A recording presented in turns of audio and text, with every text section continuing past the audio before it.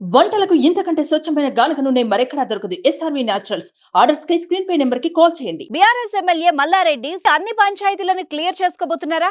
ఇక ప్రభుత్వంతో వేగడం సరికాదని డిసైడ్ అయ్యారా? తన రాజకీయ భవిష్యత్తుకు సరైన నిర్ణయం తీసుకోబోతున్నారా? వీటన్నిటికీ సమాధానం మే 20న దొరకబోతుందా? Let's discuss.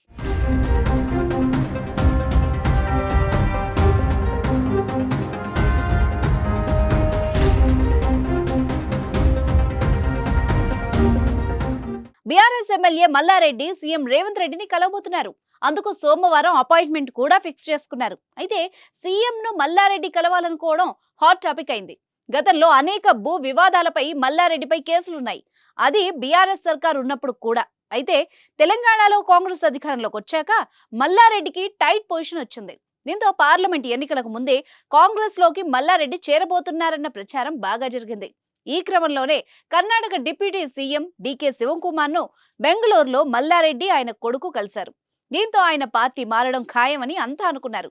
ఢిల్లీ వెళ్లి కాంగ్రెస్ పెద్దల్ని కలుస్తారని కూడా ప్రచారం జరిగింది. ఆ తర్వాత చేరికపై చప్పుడు చేయలేదు. ఆ తర్వాత మల్లారెడ్డికి చెందిన పలు భవనాల్ని కూల్చింది రెవెన్యూ యంత్రాంగం. అదే రోజు వెంటనే ప్రభుత్వ సలహాదారుడు వేన్ నరేందర్ రెడ్డితో 2 గంటల పాటు సమావేశమయ్యారు మల్లారెడ్డి. ఆ భేటీ తెలంగాణ రాజకీయాల్లో హాట్ టాపిక్ గా మారింది. పార్టీ మారేందుకు మల్లారెడ్డి సిద్ధమయ్యారన్న వార్తలు బలంగా వినిపించాయి. అయితే మరునాడే బీఆర్ఎస్ వర్కింగ్ ప్రెసిడెంట్ కేటీఆర్ ను కలిసిన మల్లారెడ్డి పార్టీ మారడం లేదని ప్రకటించారు. ఇటీవల మేడ్చల్ ఎమ్మెల్యే మల్లారెడ్డిని పోలీసులు అరెస్ట్ చేశారు. సుచిత్ర పరిధిలోని సర్వే నెంబర్ 82లో మల్లారెడ్డి ఆయన అల్లుడు రాజశేఖర్ రెడ్డికి సంబంధించిన స్థలాన్ని కొందరు కబ్జా చేశారని మల్లారెడ్డి ఆరోపిస్తున్నారు. స్థలం చుట్టూ బ్యారికేడ్లు, ఫెన్సింగ్ వేశారు. ఇది తెలుసుకున్న మల్లారెడ్డి తన అల్లుడిని, అనుచరుల్ని తీసుకుని ఘటనా స్థలానికి చేరుకున్నారు. బ్యారికేడ్లు, ఫెన్సింగ్ ను తొలగించేందుకు ప్రయత్నించారు. ఈ క్రమంలో పోలీసులకు మల్లారెడ్డికి మధ్య వాగ్వాదం జరిగింది.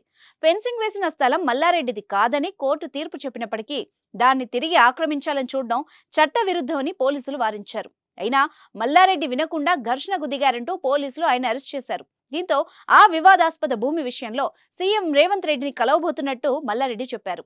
పోలీసులు తమ వ్యతిరేక వర్గానికి అనుకూలంగా పనిచేస్తున్నారని ఆరోపించారు. అన్ని విషయాలను సీఎం రేవంత్ ను కలిసి వివరిస్తామని, అందుకు మే 20న అపాయింట్మెంట్ కోరామని మల్లారెడ్డి చెప్పారు.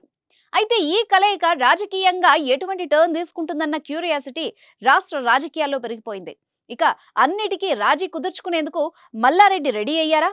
పార్టీ మారడం కూడా ఖాయమైపోయిందా అనే చర్చ జరుగుతోంది. చూద్దాం మరి సీఎం మీటింగ్ తో ఏం తెలనుందో.